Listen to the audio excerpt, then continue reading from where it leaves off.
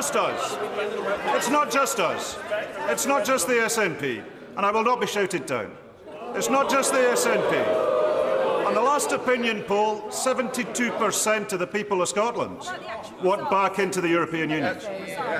So if the Prime Minister is to maintain any credibility in the eyes of the people of Scotland, how long does he think he can deny Scotland's democracy? Prime Minister. Well, Mr. Speaker, I thank the honourable gentleman for his kind words. I mean, he talked about respect. I would gently urge him to respect the result of the referendum we had on this topic. But whilst we will disagree on that issue, I can tell him that I do remain committed to working constructively in partnership with the Scottish Government to deliver for the people of Scotland. Mark Eastwood. Thank you, Mr. Speaker. Last week I visited worried Year 3 and 6 pupils to hear their suggestions to tackle road safety, following a number of serious road accidents outside Boothroyd Academy in Dewsbury.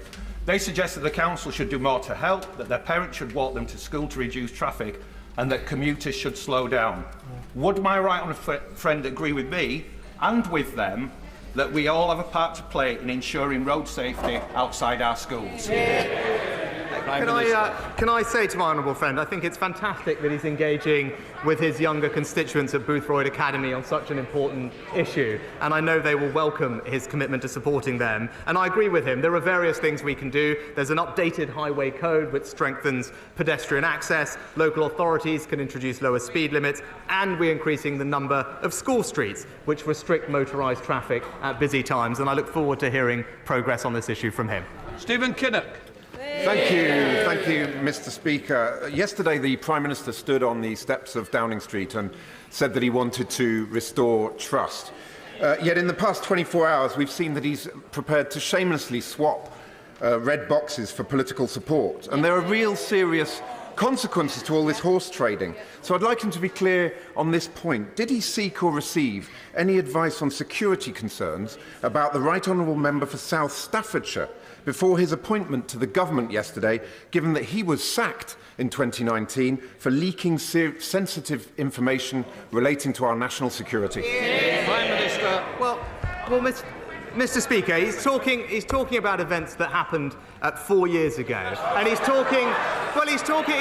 right that he raised the topic of national security, because members opposite 4 years ago were busily supporting the member for Islington North, who wanted to abolish the nuclear deterrent, who wanted to leave NATO, and who wanted to scrap our armed forces.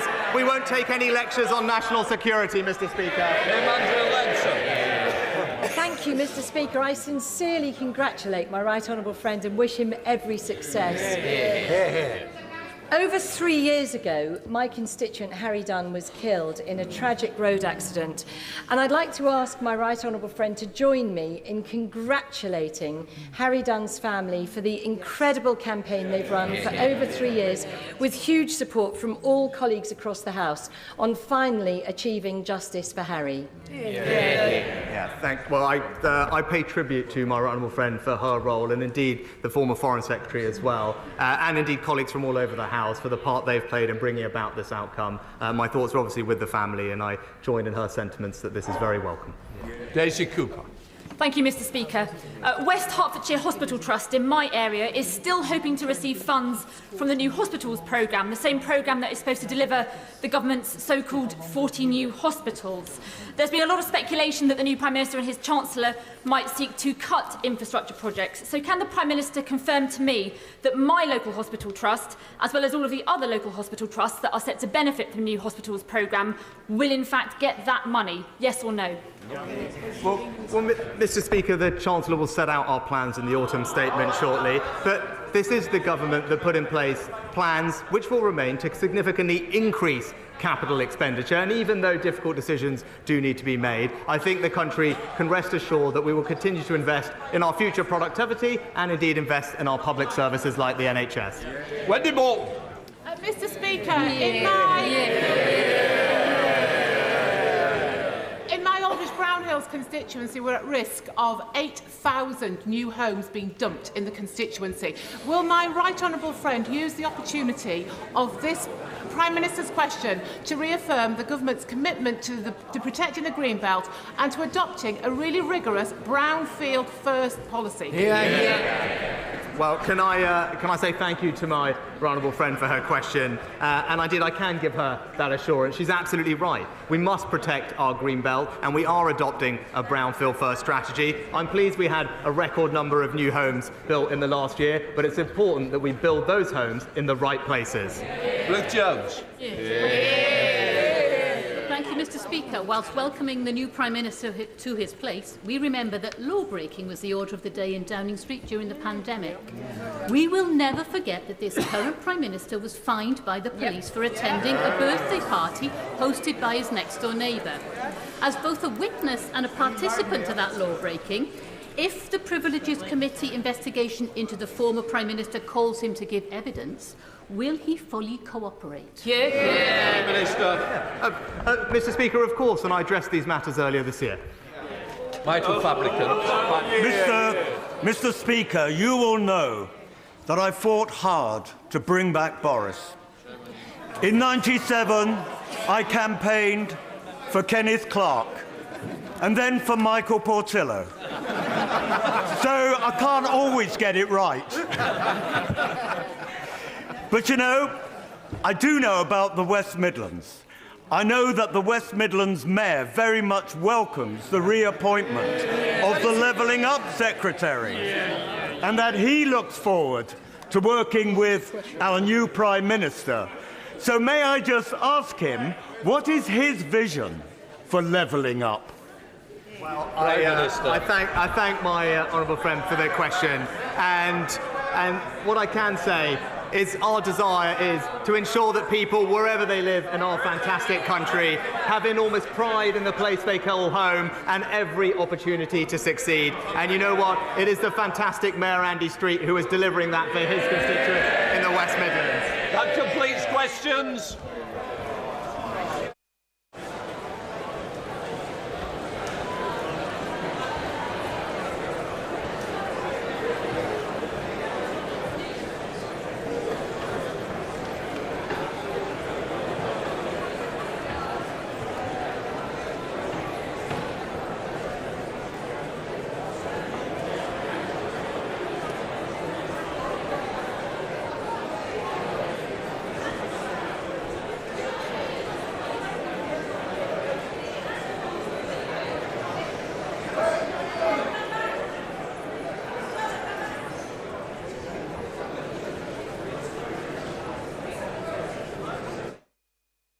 Right, let us come to the urgent question. I call the Shadow Home Secretary, Yvette Cooper. Thank you, Mr. Deputy Speaker. To ask a question to the Home Secretary about her resignation and reappointment. Gone away. Minister. Thank you, Mr. Speaker. I was disappointed in leaving my last department last night that I'd no longer be seeing the Right Honourable Lady across the dispatch box. I'm so glad she's put that right for me today. She's got a good memory, and as I know she'll recall from last week, that my honourable friend, the member for Bassett Law, said in responding to the question tabled by the Right Honourable Lady, the questions relating to breaches of the Ministerial Code or related issues are a matter for the Prime Minister and the Cabinet Office, not the Home Office, which is why I'm here, Mr. Speaker, answering the question today and not the Home Secretary. Mr. Speaker, my honourable friend, the member for Bassett Law, set out the circumstances regarding the departure of the Home Secretary last week. The Home Secretary made an error of judgment. She recognised her mistake. She took responsibility for her actions. The Ministerial Code allows for a range of sanctions where mistakes have been made. The Home Secretary recognised her mistake, raised the matter and stepped down. Her resignation was accepted by the then Prime Minister. Mr. Speaker, the Right Honourable Lady will be aware ministerial appointments are a matter solely for the Prime Minister as the Sovereign's principal adviser on the appointment, dismissal and acceptance of resignations of ministers. The Prime Minister was very clear in his speech to the nation yesterday that this government will have integrity, professionalism and accountability at every level. He has said he will work day in, day out to earn the trust of the country and to live up to the demands and expectations the public rightly have of their Prime Minister. And the Prime Minister expects all ministers to uphold the values and standards set by the Ministerial Code, as the public would rightly expect. As I've set out, the Home Secretary made an error of judgment. She recognised her mistake. She took accountability for her actions in stepping down. After consideration, the PM has decided, given the apology issued by the Home Secretary, to reappoint her to the government. They are now focused together on working to make our streets safer and to control our borders. But while we should learn from mistakes, we should also look to the future. The Prime Minister has appointed a team of ministers to lead this country through the issues the country faces. All ministers are bound by the Ministerial Code, and the Prime Minister expects his ministers to uphold the code and hold the highest standards. As I've noted, the Ministerial Code allows for a range of sanctions of breaches, and on the recommendation of the Committee on Standards in Public Life, the code was updated in May to make this clear. On an ongoing basis, we will need every minister, through our actions and in how we conduct ourselves, to demonstrate that we can continue to command this Prime Minister's confidence as we tackle the huge challenges of the country to come. Yvette Cooper. What you like.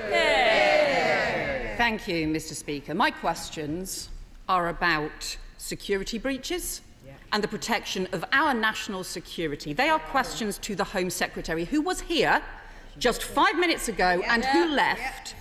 Yesterday, the Prime Minister promised integrity, professionalism and accountability, yet they've discarded the Ministerial Code, reappointed someone who breached core professional standards and has now run away from basic accountability to this House. It is the same old Tory chaos and it is letting the country down. So I have questions for the Home Secretary that the government needs to answer. The Home Secretary accepted she sent an official document via her personal email to someone who was not authorised to see it. Is this the only time she has done this? Or has she shared other documents or other sensitive information? The Home Secretary is responsible for national security. So, has the Home Office, Cabinet Office or Security Service now undertaken an investigation into her security breaches to see how many others there have been? And can I urge him to make sure that happens urgently? What security clearance has the Home Secretary been given? Does she still have access to the most sensitive documents and information? And did the Cabinet Secretary warn against her reappointment? She has been Home Attorney General. She's been a minister on and off for 4 years, so she knows the rules about government documents, yet she sent one to her own private email to someone outside the government and also copied it by accident to someone else entirely. How is anyone supposed to believe she is such a novice that she didn't know exactly what she was doing? And if she really is that much of a novice, why on earth are the rest of us supposed to trust her with our national security? And it's been reported that she sent this as an error of judgment because she was tired after going on an early morning raid. Well, is the Home Office supposed to just block her phone and her emails if she's been up half the night because she might do stupid things while she is tired? And there are suggestions that the Home Secretary was, while she was Attorney General, was investigated for a leak of information relating to the security service. Is that true? The Home Office, the Minister is a former policing minister. Does he think that if police officers breached their code of ethics and were sacked or forced to resign, they should then be reappointed to their jobs 6 days later because they said sorry? Or is it just one rule for the Cabinet and another for everyone else? Everyone knows this was a grubby deal to get a coronation to put party before country, but national security is too important for this. Mr. Speaker, the Prime Minister has made clear that this government will act with professionalism, integrity and accountability. That is exactly what this government will be doing. I cannot comment, Mr. Speaker, as the Right Honourable Lady will be aware, on what the Cabinet Secretary may or may not do. That is a matter for the Cabinet Secretary. On the speculation that she raised, I'm not going to comment on speculation either. The Right Honourable Lady would not expect me to do so. At the end of the day, it's very simple. The Home Secretary made a mistake. She's acknowledged that she made a mistake. She offered her resignation and she stood down. The Prime Minister has looked again, and the Prime Minister has decided, as is his decision, that she can return to government. I believe in redemption. I hope the Right Honourable Lady can as well. And she is busy today, as she will be, doing the job of the Home Secretary, keeping our border secure, helping the police to do their job. And I'm sure the Right Honourable Lady welcomes, as I do, the fact that we have now over 15,000 additional police officers delivering day in, day out for the country. That is what you can rely upon this government to do. Sir Bernard. Can I remind my right honourable friend that I recall that Tony Blair had to remove one of his very senior and trusted ministers for a breach of the ministerial code, and later reappointed him to the government. I think what the public will respect is the fact that we have a system that holds ministers accountable for breaches of the code, but that there is learning from mistakes and not just blame. And I can vouch for the highest integrity of my right honourable friend, the Home Secretary. I don't blame the opposition for 1 minute for doing their job and for probing this matter, because matters of national security are extremely important. But can I give my confidence to the government they've acted proportionately in this matter? I thank my right honourable friend for the question. Yes, he's absolutely right. There were circumstances in other administrations in which the Right Honourable Lady played a prominent part of members of the government making mistakes and then being brought back themselves into the same administration. I think if people have made a mistake, if they've accepted they've made a mistake, if they have stepped down as a result of that mistake, that does enable them at a future point to be re-employed if they've got a good job to do. And my right honourable and learned friend has an important job to do. SNP spokesperson Stuart C. Bagdon. Mr Speaker, new Prime Minister, same old Tories. A government, just like its predecessors, that clearly does not think the ministerial code is worth the paper it's written on. This appointment is an absolute disgrace. So many questions, quite simply, have not been answered. How many so-called errors of judgment have there been? Do ministers behave like this all the time, as one source close to the Home Secretary apparently said?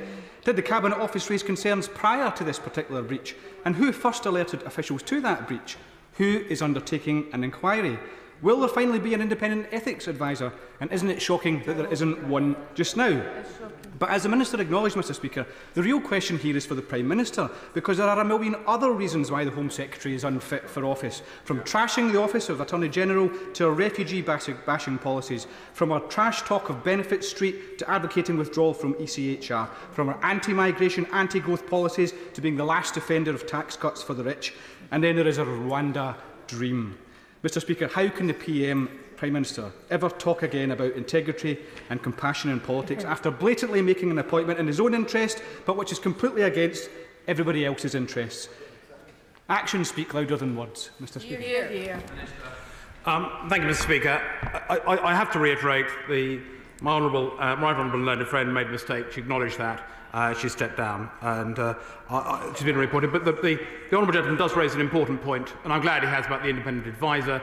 He'll be reassured that I know it is absolutely the Prime Minister's intention to appoint an independent adviser, the right thing to do, and I know that is absolutely my right honourable friend's intention. Sir Desmond Swell. Last week, the Home Secretary's sharing of a draft parliamentary answer barely got a mention. They were all over it because this was a damaging policy row with the Prime Minister's subordinate. She lost her Home Secretary. Why does he think that's changed? The former Prime Minister lost her Home Secretary because the Home Secretary recognised she had made a mistake. She accepted that mistake and she offered to resign, and that resignation was accepted. I don't think that means that a mistake should hang over someone for the rest of their career. There is the opportunity for redemption, and the Prime Minister has decided that that would be an appropriate appointment. I know he is working hard with the Home Secretary on the immense challenges that we face. Ben Bradshaw. Thank you, Mr Speaker. It's notable how much support the Home Secretary has on the benches opposite. She did immense damage. She did immense damage in her previous brief tenure in the job to our relations with India, with her comments about Indian visitors overstaying their visas. the consequence of which means that now the British people are the only people in Europe who don't have access to e-visas to visit India. That's doing great damage to our tourism sector and jeopardising the travel plans of thousands of British families. Would he use his good offices, please, in the Cabinet Office to bang heads together in government, get this sorted out and try to repair the damage the Home Secretary did when she was in the job last time? Mr. Speaker, our relationship with India is clearly important. I know the right honourable gentleman would not expect me to go into detail about that, and I note from the ticker that we have a question to follow. I'm sure he'll be making that, using that opportunity to make the points that he is making today. Robert Holford. Thank you, Mr. Speaker. Given the reappointment of the Home Secretary and what the Prime Minister said about 50,000 more police officers, will he make sure, working with the Home Secretary, that we get more of those police officers in Harlow on the beat, which is what our residents want? My right honourable friend will be aware that I'm not the policing minister. Had I been the policing minister, I'm sure I would have talked about operational independence of the police, but what I'm proud to say on behalf of the government is there is actually well over 15,000 new police officers, additional police officers. That is a tremendous step forward, and with those extra resources, the police operationally can make use of them as they wish. I'm sure they'll have heard my right honourable friend. Angela Reid. Very much, Mr. Speaker. The Ministerial Code has been honoured, it seems to me, more in the breach than in the observance in the last period of multiple governments and the clown show that we've seen operating on the party government benches. The Minister says that the new Prime Minister is going to appoint an independent advisor on the Ministerial Code. Can he give this House an assurance that when that appointment is made, and we expect it to be soon, that there will be a proper investigation into the behaviour of the Home Secretary in her last iteration before she had her 6 days off? Thank you, Mr. Speaker. As I say, I reaffirm the point I made that the Prime Minister is keen to appoint an independent adviser.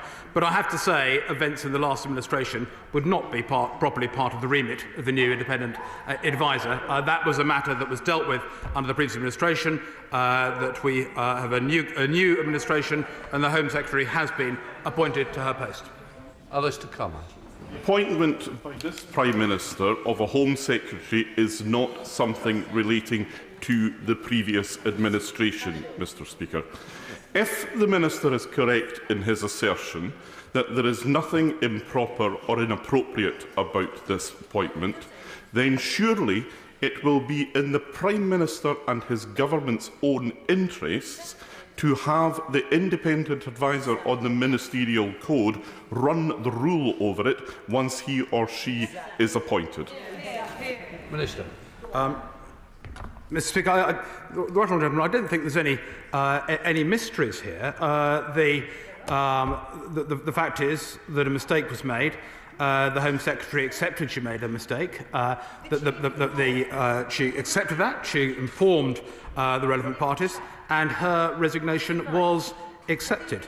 So I don't see the grounds under which there would be any utility in the independent adviser going back over past ground. Cavan Jones.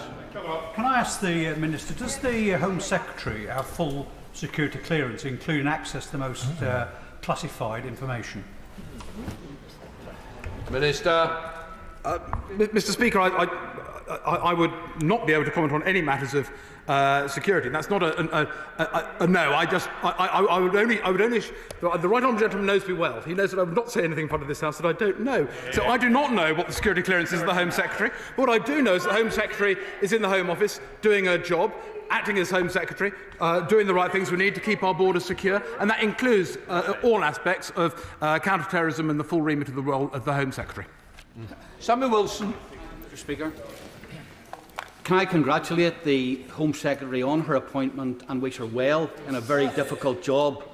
The fact that she made a mistake and confessed to making a mistake and said she was sorry for making the mistake and then took the honourable decision to step down from her job is not unique in this, and then was reappointed. That's not unique in this House. There's not a party in this House that hasn't reappointed somebody. The ministerial position in circumstances like that are even worse.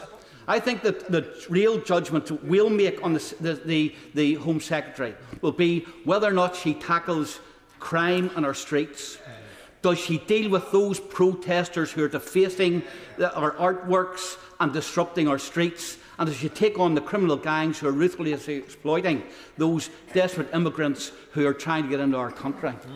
Minister.